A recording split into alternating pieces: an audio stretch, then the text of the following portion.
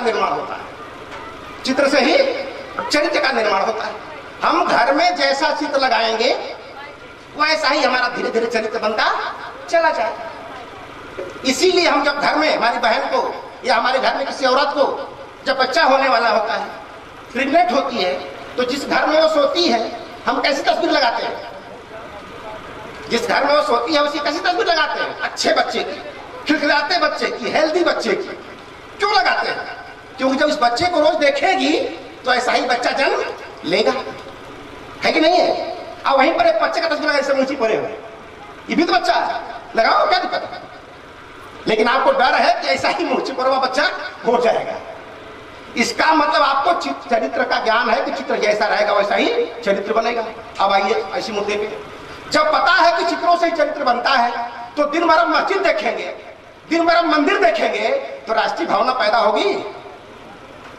जब बाहर निकलते हमको मस्जिद दिखाई देगी, बाहर निकलते मंदिर दिखाई देंगे, अब बोलेंगे राष्ट्रीय भावना पैदा हो जाए। कैसे हो जाएगा?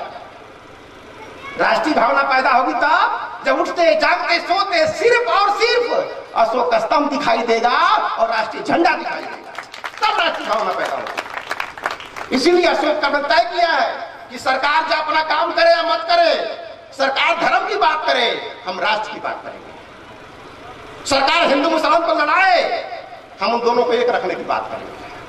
क्योंकि अशोक ने लिखा अपने शिलालेख में कि जो आदमी अपने धर्म को बढ़ावा देने के लिए दूसरे की धर्म की आलोचना करता है, दूसरे धर्म को नीचा दिखाता है, तो सच तो यह है कि उसको नीचा नहीं दिखा रहा, वो इनडायरेक्टली अपने ही धर्म का पतन कर रहा है, अपना ही धर्म का पतन कर रहा है। इसीलिए भिखारी को भी देखिएगा, भिखारी जब भीख मांगता है तो क्या करता है? जो दिया उसका तो भला कहता ही है, और जो नहीं दिया उससे भी सीखो यार, उससे भी सीखो। जो गाली दे उसका भी भला, और जो न दे उसका भी भला। जो नहीं दिया उसने कुछ नहीं दिया, कम से कम गाली देने वाले कुछ तो दिया, कुछ तो दिया।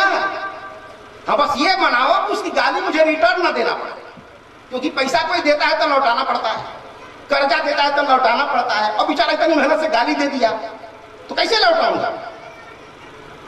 लौटाएंगे? तो भगवान बुद्ध ने इसका इलाज बताया कि क्रिया के विपरीत प्रतिक्रिया मत करो, खत्म हो जाएगा। जैसे आग जल रही है तो उसे लाठी मार कर बुझाया जा सकता है, एक भी तरीका है। तो लाठी मारो, धारा 302 लग जाएगी, क्योंकि लाठी मार के कहीं बुझाए उसको। दूसरा, पानी डाल के बुझाया जा सकता है। और तीसरा भी एक तरीका है, और सबसे बड़ा जानदार तरीका है, कुछ नहीं करना पड़ेगा। एक तरीका लाठी मार के है, दूसरा तरीका पानी डाल के है, और तीसरा तरीका उसमें खर ही मत डाल, जो जल रहा है जलेगा, उस पर काम खत्म। जा उसमें खर डालना बंद कर दो, जो खर है तब तक जलेगा, खर पतवार जलेगा, पतवार खत्म, हवा निकल गया, काम खत्म हो जाएगा, नो रिएक्शन। तो जब न्यूटन ने कहा कि किसी भी क्रिया के विपरीत प्रतिक्रिया होती है तो हम प्रतिक्रिया करेंगे, नहीं क्रिया खत्म हो जाएगी, है कि नहीं है? ये नेचुरल ऑर्डर है, नेचुरल नियम है। और प्रतीक का नियम हमेशा अपने तरीके से काम करता है, चाहे आपको पता रहे चाहे न रहे। तो सम्राट अशोक क्लब इस विषय पे काम कर रहा है, इस विषय पे काम कर रहा है। आज भले हम एक बरगद के बीज की तरह दिख रहे हैं, लेकिन बरगद का बीज है जरूर, लेकिन आने वाले समय में ये क्या बनने वाला है? वृक्ष बनने वाला है, ठीक है? बस कल्प वृक्ष आगे बढ़ता है, कल्प वृक्ष बड़ा होगा तो भिखमंगा बनाएगा। कल्प वृक्ष क्या है? जो मांगोगे वो मिल जाएगा। तो बच्चा पैदा होते ही क्या कहता है? वह शक्ति हमें तो दयानिधि है। भिखमंगा शुरू किया बचपन से ही, वह शक्ति हमें तो दयानिधि है। हे प्रभु आनंददाता, ज्ञान हमको दीजिए। आप एक तरफ कह रहे हो आनंददाता, जो आनंद देता है, अब मांग क्या रहे हो? ज्ञान। अब शराब की दुकान पर दूध कैसे मिलेगा? शराब की दुकान पर, हे शराब दाता मुझे दूध दे दीजिए, कैसे मिलेगा? जब आप खुद ही कहो कि आनंद आता है तो ज्ञान कहां से देगा? वो तो आनंद देगा। इसलिए जो भीख मांगना सीखा हमने, वह शक्ति हमें दो। अरे शक्ति कोई तुझे देगा कि रोज दौड़ना पड़ेगा, मेहनत करना पड़ेगा, व्यायाम करना पड़ेगा, वो भोजन लेना पड़ेगा, खुद ही शक्ति आ जाएगी। अगर मांगने से मिलती तो भारतवर्ष में शक्ति के सबसे बड़े देवता हैं और मेडल सब चीन लेके जाता है। जब खेल होता है तो मेडल चीन ले जाता है। क्यों? क्योंकि वहां मेहनत करके मजबूत होना जाता है, भीख नहीं मांगता कि वह शक्ति हमें तो ज्ञान दे। चलो भैया किसी तरह शिक्षा ग्रहण कर लिया, बड़ा हो गया, सरकार नौकरी दे दे मुझे, नहीं तो चक्का जाम करूंगा। मैंने बचपन से भीख मांगते मांगते जब बूढ़ा हो गया, दर्द से चिल्लाने लगा तो बोला हे प्रभु जी मुझे मौत दे दे। मैंने मौत भी मांगी रहा है, अपने नहीं जा सकता, भीख मांगता है। तो कल्प वृक्ष की संस्कृति आगे बढ़ेगी तो भिखमंगा बनोगे, और बौद्ध वृक्ष की संस्कृति आगे बढ़ेगी तो मालिक बनोगे, दाता बनोगे, दाता बनोगे। क्योंकि जब बौद्ध वृक्ष की पूजा देश में होती थी तब जापान हमारा चेला बना था, बौद्ध वृक्ष की पूजा होती तब चीन हमारा चेला बना था, है कि नहीं है? तो क्या मजबूरी है प्रधानमंत्री की कि जब विदेश जाते हैं तो कहते हैं कि मैं बुद्ध के देश से आया हूं। क्यों कहते हैं, क्या मजबूरी है? क्योंकि बुद्ध के अलावा कोई महापुरुष ही नहीं है जिसका नाम हम विश्व मंच पर ले सकें। इसलिए अच्छा है, बधाई देता हूं, कम से कम भारत में एक तो काम की चीज है जो दुनिया में जाके हम कह सकते हैं, अशोक के काम की चीज है जो कह सकते हैं। और उसी संस्कृति को पुनः जो लोक कल्याणकारी है, सबकी हितकारी है और देश को उस मुकाम पर ले जाना चाहती है जहां हम चाहते हैं। पता चला कि प्राइमरी स्कूल में बच्चों को ठीक से खिचड़ी नहीं मिल रही है, बच्चे ठीक से मास्टर उसमें पूरे मास्टर भी नहीं है, तो खिचड़ी खिला खिला के हम देश को विश्व गुरु बनाएंगे जहां एक को विश्व चेला ही नहीं, विश्व गुरु बनाएंगे खिचड़ी खा के।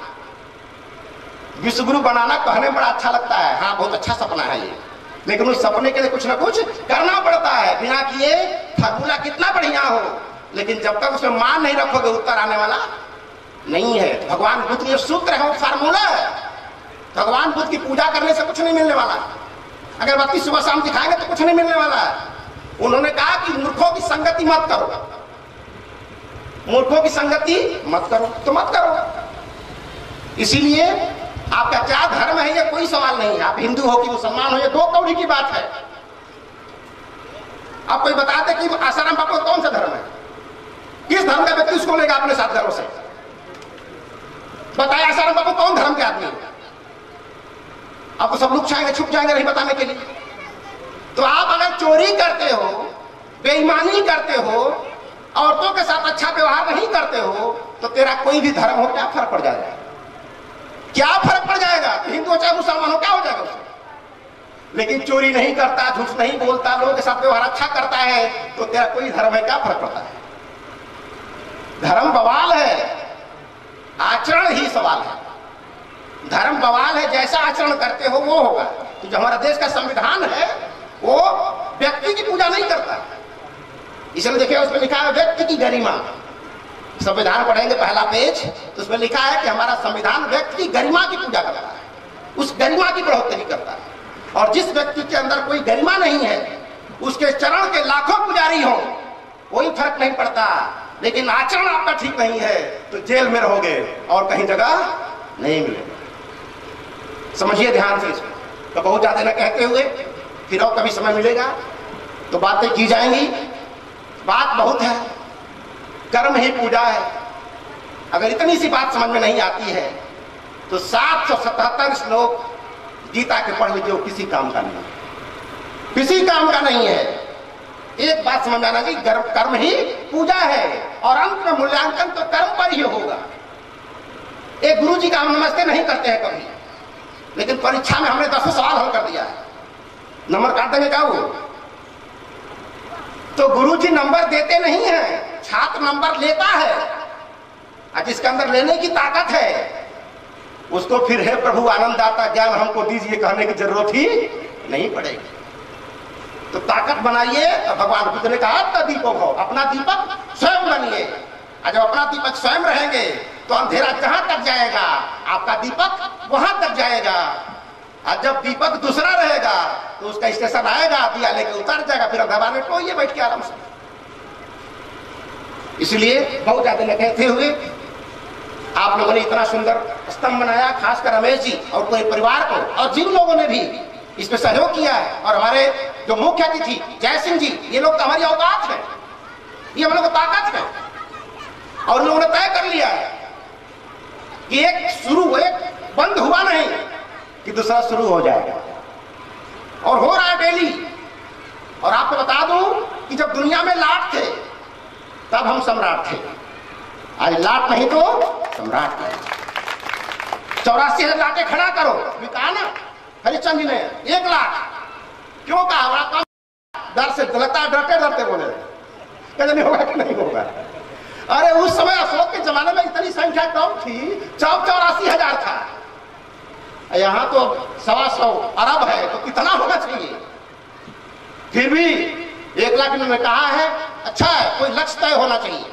जब लक्ष्य मिल गया है और हर रोज पूरे देश में लाटें बन रही है, और बड़ा है, देश के बहुत अच्छा संकेत है। ये देश के बड़ा अच्छा संकेत है, क्योंकि आने वाले समय में हिंदू मुसलमान पे लड़ने वाले जो बवाल हैं वो खत्म होने वाले हैं। और वो खत्म होंगे मंदिर मस्जिद से नहीं, वो खत्म होंगे गली गली अशोक स्तंभ बन जाने से। जब बनेगा बाहर निकालोगे देखो। इसीलिए ध्यान रहे कि कोई यही गैली चीज नहीं है। अब ये बनाया तो था, बनाया तो है रमेश जी ने, लेकिन कल कोई तोड़ेगा तो टेंशन किसका हो जाएगा? सरकार का। हमको नहीं लगने देना कुछ है, सरकार टेंशन में ले। अब मंदिर टूटा है तो किसको टेंशन होता है? हिंदू को। मस्जिद टूटा है तो मुसलमान को टेंशन होता है। ये लटवा टूटेगी तो किसको टेंशन होगा? हम बना के चुपचाप बैठे रहेंगे, कैसे बचेगी सरकार जानेगा। हम चुपचाप बना के बैठ जाएंगे, ये कैसी बची रहेगी सरकार जानेगा, है कि नहीं है? और सरकार के संरक्षण में जिस दिन लाट टूट जाएगी उस दिन सरकार विदेशों में जाकर मुंह दिखाने लायक नहीं रहेगी, नहीं रहेगी। फिर कैसे कहोगे मैं बुद्ध के देश से आया हूं, है कि नहीं है?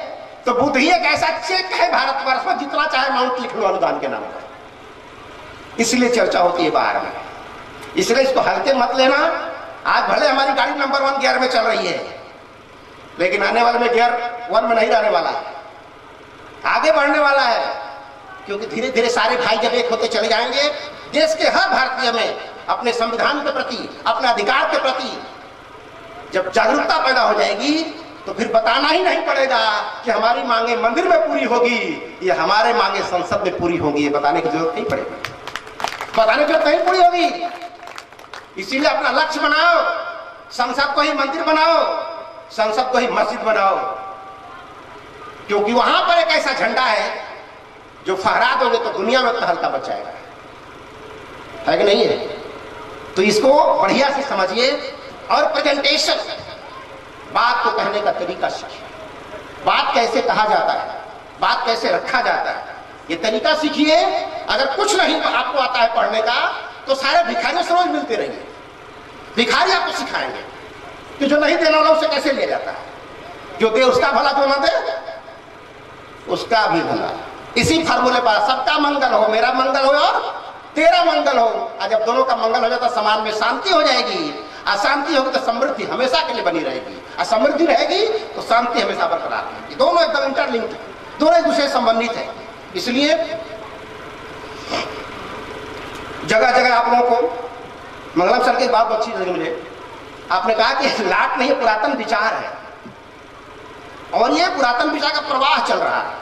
क्योंकि एक बार जो दुनिया में चीज पैदा हो जाती है, उसकी गति धीमी या तेज हो सकती है, लेकिन समाप्त नहीं हो सकती। तो गति धीमी थी भले, और धीमी होते हुए पहुंच गई यहां तक। अब ये आगे बढ़ रही है, और इसी के माध्यम से धीरे धीरे, इसलिए आपको भटकना नहीं है, ध्यान रहे हमेशा, भटकना नहीं है, अपने मिशन और विजन से भटकना नहीं है। कितना कुछ हो जाए दुनिया में, भटकना नहीं है। क्यों? क्योंकि दूध, दही तभी बनता है जब जोरन डालने के बाद, चमना डालने के बाद उस दूध को स्थिर रखा जाता है।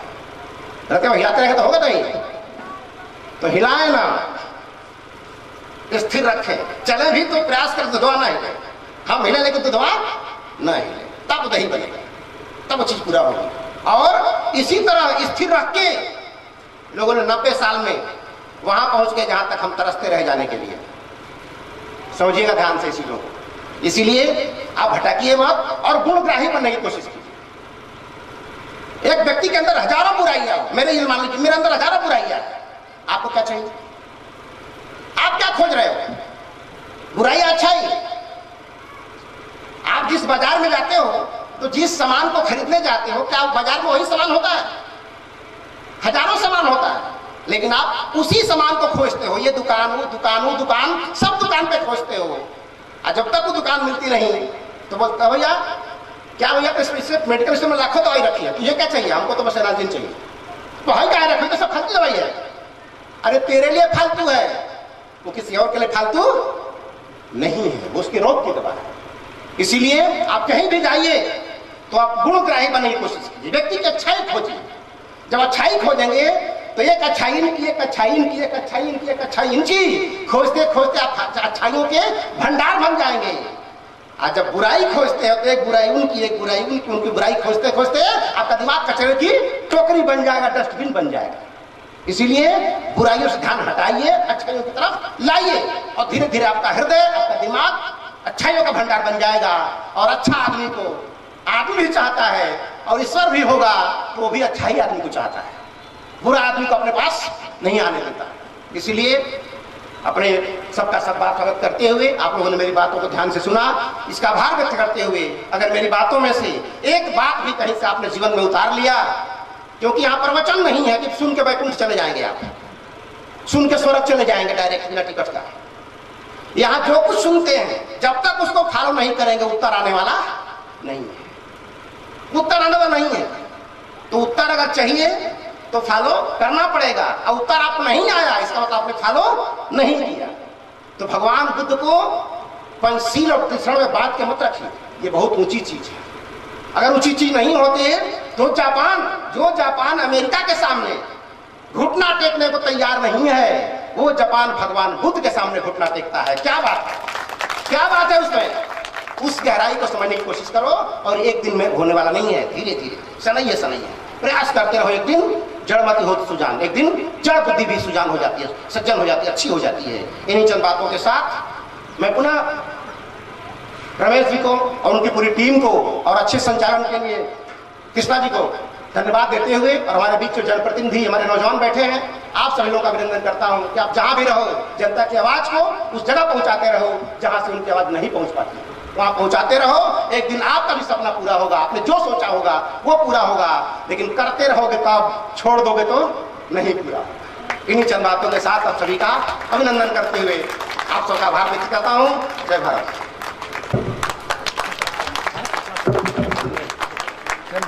बहुत बढ़िया, अच्छा है, प्रयास करो बढ़िया से।